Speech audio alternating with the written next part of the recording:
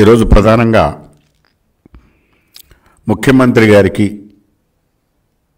జగన్మోహన్ రెడ్డి గారికి అత్యంత ప్రియాతిప్రియమైన పదం జగన్ మాట తప్పడు మడం తిప్పడు అనేటటువంటిది ప్రధానమైనటువంటి స్లోగన్ ఆయన. అందులో ఈరోజు ఆయన మడం తిప్పాడా లేదనేటువంటి ఒకే ఒక అంశాన్ని గురించి నేను మాట్లాడదలుచుకున్నా. అందులో ప్రధానమైనటువంటిది 5 ఏళ్ల కాలంలో 25 లక్షల మందికి ఇళ్ళు కట్టి అందరికీ కూడా పక్కా గృహ నిర్మాణం చేస్తానని చెప్పేసి హామీ ఇవ్వటం జరిగినది. 5 ఏళ్ల కాలంలో 25 లక్షల మందికి అంటే సంవత్సరానికి 5 లక్షలు. ఇప్పుడు ఆల్రెడీ 4 సంవత్సరాల 10 నెలలు కంప్లీట్ అయిపోయింది. ఇప్పటి వరకు ఎన్ని ఇళ్ళు కట్టారు అనేది కనుక మనం చూసుకున్నట్లయితే సుమారుగా 5 లక్షలకు మించి కట్టలేకపోయారు. అంటే ఇచ్చిన హామీలో 25% కూడా హామీని అమలు జరపలేకపోయారు.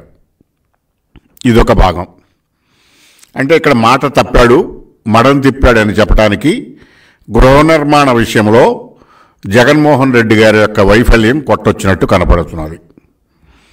ఈ విషయం లోతుల్లోకి వెళ్తే రాష్ట్రంలో పేదలకు ఇళ్ల పట్టాలు పక్కా గృహాల నిర్మాణము అనేటటువంటి 2 అంశాలు కూడా తీసుకున్నట్లయితే అందులో మొదటి అంశం ఇళ్ల పట్టాలు. ఆల్రెడీ పట్టాలు ఉన్నటువంటి ఇళ్ల వారికి పేదవారికి రెగ్యులరైజేషన్ పేరుతో ఓటీఎస్ కింద మనిషికి 10,000 నుంచి 30,000 వరకు ఇవ్వమని పేదల దగ్గర బలవంతంగా డబ్బులు సేకరించారు. ఉన్న పట్టాలను అభివృద్ధి చేసి పక్కా గృహాలు నిర్మించుకోవడానికి సహకరించవలసింది పోయి ఓటీఎస్ పేరుతో పేదల దగ్గర 10,000 నుంచి 30,000 వరకు బలవంతాన వసూలు చేసి వాళ్ళని పక్కా గృహ నిర్మాణం చేసుకునివ్వకుండా అప్పుల పాలు చేసే విధంగా రాష్ట్ర ప్రభుత్వం వ్యవహరించింది, ఇంకా వ్యవహరిస్తున్నది. ఇది ఒక అంశం. ఇకపోతే ఇంకొక అంశం, చంద్రబాబు నాయుడు గారి టైంలో టిడ్కో పేరుతో 2,60,000 గృహాలు పక్కా గృహాలు నిర్మించడం జరిగింది. చంద్రబాబు నాయుడు గారి అధికారంలోకి దిగే టైంకి 2,60,000 పక్కా గృహ నిర్మాణాలు 90%కు పైగా నిర్మాణం కంప్లీట్ చేసి చివరికి మెరుగులు దిద్ది ఒక 10% లోపు మెరుగులు దిద్ది దాన్ని బెనిఫిషరీస్కి అందజేయవలసినటువంటి పరిస్థితుల్లో చంద్రబాబు నాయుడు గారి ప్రభుత్వం అధికారం కోల్పోయింది. దాన్ని దృష్టిలో పెట్టుకుంటే ఆ 10% కనుక కంప్లీట్ చేసి ఉంటే మొత్తం 2,60,000 పక్కా గృహాలు బెనిఫిషరీస్కి అందాయి. బెనిఫిషరీస్ అగ్రిమెంట్ అయ్యారు, లోన్లు తీసుకున్నారు. వీళ్ళకేమో గత 5 సంవత్సరాల నుంచి 2,60,000 గృహాలు పాడుపెట్టి నివాసానికి వీలు లేకుండా వాళ్ళకి హ్యాండ్ ఓవర్ చేయకుండా వాళ్ళకి బ్యాంకులు నోటీస్ ఇస్తున్న రుణాలు తీర్చమని ఈ రకంగా 2,60,000 గృహాలకు పక్కా గృహాల బెనిఫిషరీస్ని వీధిని పడవేశారు. ఇది నెంబర్ 2. ఇకపోతే ఆయన పెట్టినటువంటి భూపట్టాలు స్కీము ఏంటంటే అది ఎకరానికి ఒక సెంటు భూమిలో ఇళ్ళు కట్టుకోవాలని చెప్పేసి నిబంధనతో సెంటు భూమి లబ్ధిదారులకు ఇస్తాము అని చెప్పేసి ప్రకటించడం జరిగింది. దానికి తగిన విధంగా కొన్ని చోట్ల సరైనటువంటి ప్లాట్ల విభజన లేకుండా, రోడ్లు లేకుండా, దారి లేకుండా, గుంటలలో చెరువులలో వర్షం వస్తే మోకాళ్ళ లోతు నీళ్లలో మునిగిపోయేలాగా అలాంటి ప్రాంతాల్లో కొన్ని చోట్ల పట్టాలు ఇవ్వటం జరిగింది. 1 ఎకరం సెంటు చొప్పున అలాట్మెంట్ చేయటం జరిగింది. అది నివాసానికి అనువుగా లేదు. నివాసం కాదు, ఇళ్ళు నిర్మించుకోవడానికి కూడా అనువుగా లేదు. దాన్ని ఇళ్ళు నిర్మించుకోవడానికి అనువుగా లేని, నిర్మించుకోవటానికి సరిపోను జాగా లేని బురద గుంటల్లో వీటిల్లో ఒక సెంటు ఇచ్చి పేద ప్రజలని మోసం చేయటం జరిగింది. ఈ సెంటు ఇవ్వటం అనేటటువంటిది దీనిలో ఆ ప్రాంతాల్లో రోడ్లు లేకపోవటం, నివాస యోగ్యానికి అనుగుణమైనటువంటి ప్రాంతము కాని చోట ఊరికి దూరంగా వెలివేసినట్లు పేదలని ఈ రకంగా వేయటం జరిగింది. అది ఈరోజు కూడా అందుబాటులోకి రాక గృహాలు నిర్మించుకోవడానికి వీలు లేకుండా జరిగింది.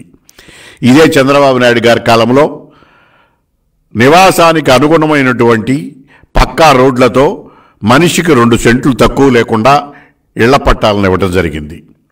తద్వారా వాళ్ళు కేంద్ర ప్రభుత్వం ఇచ్చేటటువంటి 1,80,000 పక్కా గృహ నిర్మాణానికి కేంద్ర ప్రభుత్వం ఇచ్చేటటువంటి 1,80,000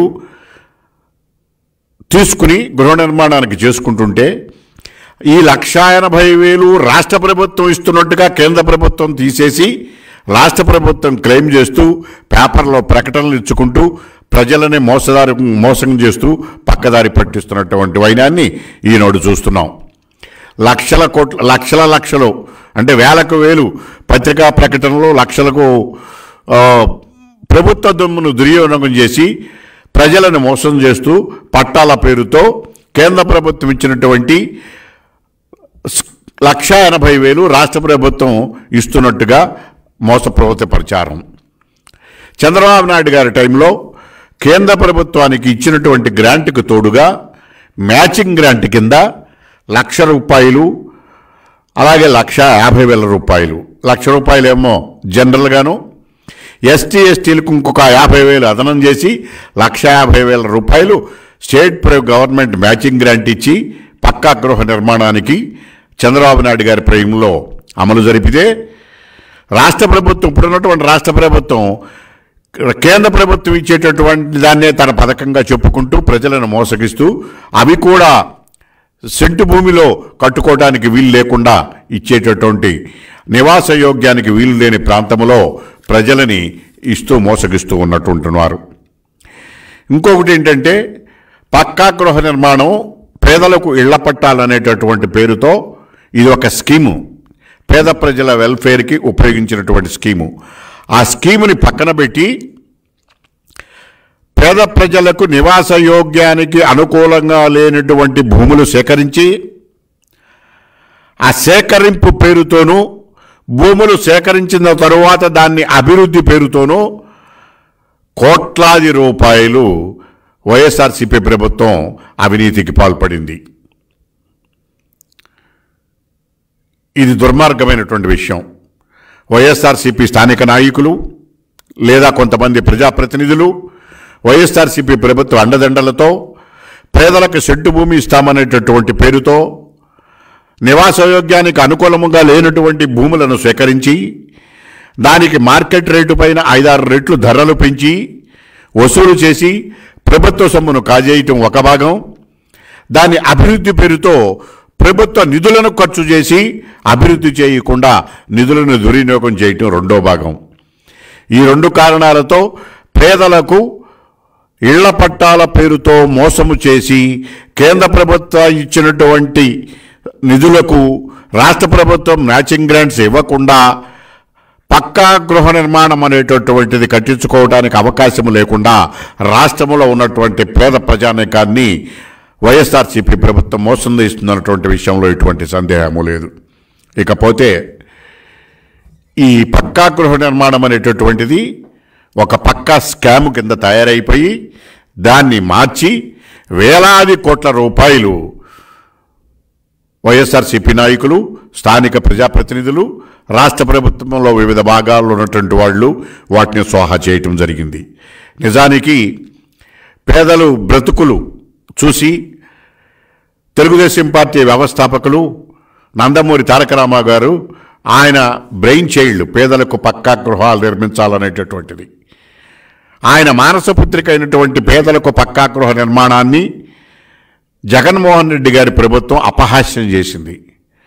ఈ పథకాలన్నీ ఎన్టీ రామారావు గారు ప్రారంభిస్తే చంద్రబాబు నాయుడు గారు కేంద్ర ప్రభుత్వం ఇచ్చిన నిధులతోనూ రాష్ట్ర ప్రభుత్వం మ్యాచింగ్ గ్రాంట్లతోనూ అనువైనటువంటి స్థలములో సరిపోను స్థలములో సుమారుకు 2 సెంట్లకు పైగా బ్యాంకు రుణాలతోనూ కేంద్ర ప్రభుత్వం ఇచ్చిన నిధులతోనూ పక్కా హౌస్ నిర్మించుకోవడానికి రాష్ట్ర ప్రభుత్వం కూడా సహకరించి అనేక లక్షల కుటుంబాలకు నివాసయోగ్యం కల్పించారు, టిడ్కో ఇళ్లు కల్పించారు. వీటినన్నిటినీ పాడుపెట్టి ప్రజలకు అందుబాటు లేకుండా దుర్వినియోగంలోకి ఈ రోజుకు కూడా వాటిని పాడుపెట్టినటువంటి ఘనత వైఎస్ఆర్సీపీ ప్రభుత్వానికే మాత్రమే దక్కిందని చెప్పగలను. అదేవిధంగా ఓటీఎస్ పేరుతో ప్రజలను మోసం చేయటం, చంద్రబాబు నాయుడు గారు చెప్పిన స్కీములను మరుగుపరచటం, వాళ్ళు కడతానన్నటువంటి 25 లక్షల ఇళ్లను 20 కట్టకుండా 5 లక్షలు కూడా కంప్లీట్గా పూర్తి చేయనటువంటి వైనం, ఇవన్నీ కూడా చూసుకున్నట్లయితే మనం జగన్మోహన్ రెడ్డి గారు మరొకసారి పేదలకు ఇచ్చినటువంటి పక్కా ఇళ్ల విషయంలో మడం తిప్పాడని చెప్పేసి చెప్పవలసి వస్తుంది. జగనన్న కాలనీల పేరుతో సుమారు 15,000 కోట్లకు పైగా ఈ సెంటు పట్టాభూమి పేరుతో అసైన్డ్ భూములను కబ్జా చేశారు. అది ఏమైనాయో ఈ రోజు వరకు ఉపయోగకరంలోకి తీసుకురాలేదు. అలాగే చెరువులను కబ్జా చేశారు. అలాగే పేద ప్రజలకు శాశ్వత భూ హక్కు రిజిస్ట్రేషన్ చేస్తామని చెప్పేసి పేద ప్రజల దగ్గర ఓటీఎస్లో డబ్బులు వసూలు చేసి ఇస్తే చివరికి వీళ్ళు ఇచ్చేటటువంటి సర్టిఫికెట్లు బ్యాంకులు కూడా యాక్సెప్ట్ చేయక, రుణాలు రాక, ఇళ్లు నిర్మించుకోలేక పేదలు ఇప్పటికి కూడా రోడ్డును పడిపోయి నానా ఇబ్బంది పడుతున్నటువంటి పరిస్థితి వచ్చింది.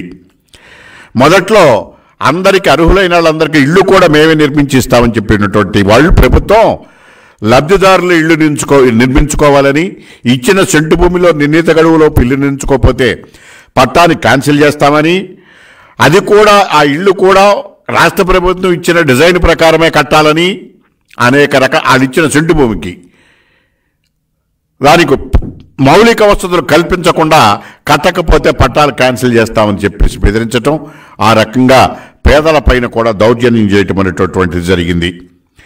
అలాగే ఈ హౌసింగ్ నిర్మాణంలోకి వచ్చేదలికి చాలా చోట్ల గుంటూరు జిల్లా ముప్పాళ్ళలో కానీ, ప్రకాశం జిల్లా పొదిలిలో కానీ, అలాగే ఎవరైతే వైసీపీకి అనుకూలంగా ఉంటారో వాళ్ళకి మాత్రమే పట్టాలు ఇవ్వటం, పేదలలో మళ్ళీ డిస్క్రిమినేషను, కొంతమందికి ఇచ్చి కొంతమందికి ఇవ్వకపోవటం, అలాగే ఇదంతా కూడా ఒక ప్రశ్నంగా మార్చేశారు ఇళ్ల పట్టాలనేటటువంటి విషయాన్ని. సెంటు భూమి పేదలకు పట్టా అని పేరుతో అసైన్డ్ భూములు లాక్కోవటం, పట్టాలు ఇవ్వకపోవటం, పట్టాలను ఇళ్ళు నిర్మించుకోవడానికి అనుకూలంగా లేకుండా చేయటం, కేంద్ర ప్రభుత్వం ఇచ్చినటువంటి నిధులకు మ్యాచింగ్ గ్రాంట్ లేకుండా చేయటం, 25 లక్షలు కట్టిస్తామని 5 లక్షలే కట్టించటం, ఇదంతా కూడా జగన్మోహన్ రెడ్డి గారు మడం తిప్పినటువంటి మరొక ముఖ్యమైనటువంటి అంశం. కానీ దీనికి భిన్నంగా పత్రికల్లో, వాళ్ళ సాక్షి పత్రికల్లో దానికి కూడా ప్రభుత్వ నిధులు వెచ్చించి మోసపూరితమైనటువంటి ప్రకటనలు ఇచ్చి కేంద్ర ప్రభుత్వం ఇచ్చే నిధులు కూడా వాళ్ళే ఇస్తున్నట్టుగా ప్రచారం చేసి రాష్ట్ర ప్రభుత్వం నిధులు ఇవ్వకుండా, భూములకు ఇవ్వకుండా కేవలం మోసపూరితమైనటువంటి ప్రచారాలు చేస్తూ ఎన్నికల ముందు హడావుడి చేస్తున్నటువంటి వైనాన్ని కూడా ఈరోజు మనం చూస్తున్నాం. ఆ పేరుతో పట్టాల పంపిణీ కార్యక్రమాన్ని పెట్టడం, అదొక ప్రహసనంగా మార్చడం, ముఖ్యమంత్రి గారికి బలవంతాన జనాన్ని వసూలు పంపించేసి తర్వాత వాళ్ళ స్కీముల్లో మళ్ళీ వైఎస్ఆర్సీపీ నాయకులు వాలంటీర్ల పేరుతో కానివ్వండి, స్థానిక నాయకులు కానీ వాటిని కబ్జాలు చేసేసి పేదల నుంచి దౌర్జన్యంగా లాక్కోవటం అనేటటువంటి విధానాన్ని మనం చూస్తున్నాం. ఈ విషయాన్ని తీవ్రంగా ఖండిస్తున్నాం. పూర్తిగా పేద ప్రజల గృహ నిర్మాణాల విషయంలో, పక్కా గృహ నిర్మాణ విషయంలో జగన్మోహన్ రెడ్డి గారు మడం తిప్పి ఇచ్చిన ఎన్నికల హామీలో పూర్తిగా వైఫల్యం చెందారని చెప్పడానికి ఎటువంటి సందేహము లేదు.